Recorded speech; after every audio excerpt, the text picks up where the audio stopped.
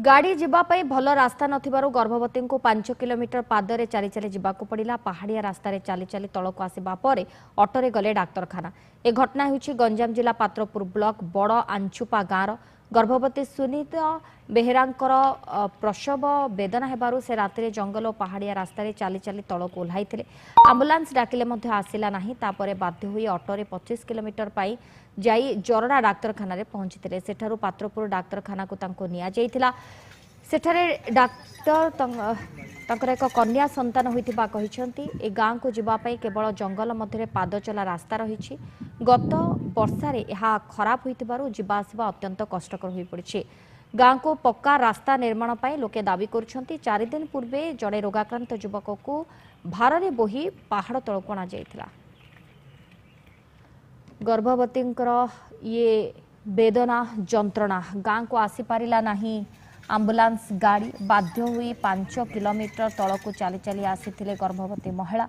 शेष में डाक्तरखाना निया जाइथिला एवं से एक शिशु को जन्म देइछंती।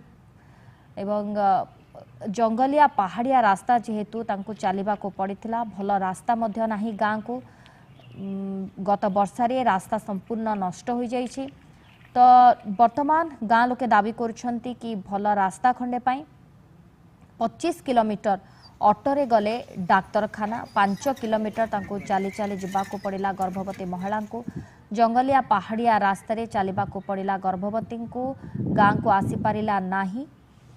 कालुचरण नाहक दिगपहंडी रिपोर्टर आम सहित जोड़ी। कालुचरण भारी दुख दिए घटना। गर्भवती महिला जनक 5 किलोमीटर चली चली तलक आसिले आउे एक शिशु को से जन्म देइछन्ते डाक्तरखाना रे। केबे ठारू एभली दुख भोगुछन्ते सेठाकार लोके एवं गाँ को भल रास्ताटीए नाही। गत वर्षा रे मध्य रास्ता संपूर्ण नष्ट हो जाइछे।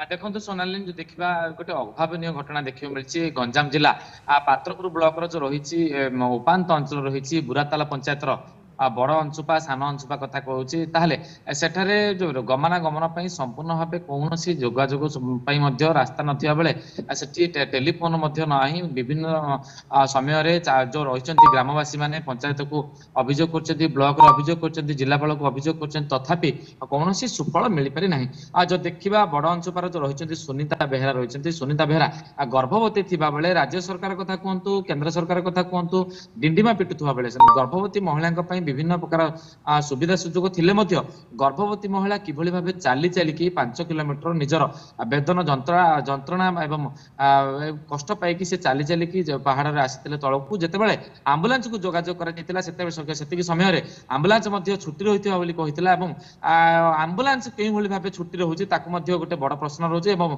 परवर्ती मुहूर्त रे से ऑटो माध्यम रे जरडा मेडिकल को जाइथिले प्राथमिक स्वास्थ्य केंद्र को सेठारे तांकर प्रसव वेदना हेबा परे तांको पुणी पात्रपुर स्वास्थ्य केन्द्र में भर्ती कर से जड़े शिशु कन्या को जन्म देते।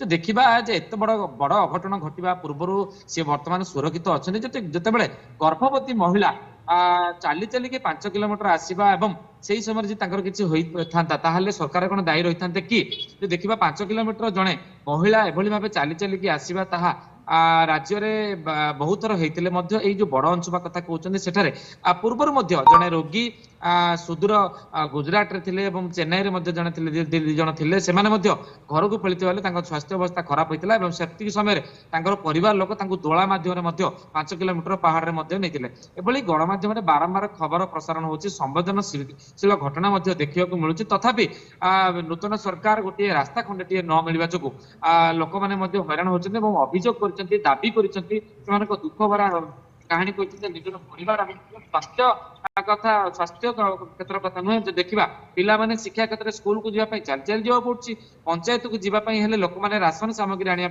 चली चली जावा पड़ुछि ब्लॉक को जब जावा पड़े समस्ते चली चली ही जावाक पड़ुछि। जो देखा से रास्ता जो पानी जिते बर्षा आसे जिते पानी हो जाए रास्ता से संपूर्ण जोगाजोग एक प्रकार विच्छिन्न हो जाए गमनागमन संपूर्ण जोगाजोग विच्छिन्न हो जाए। जो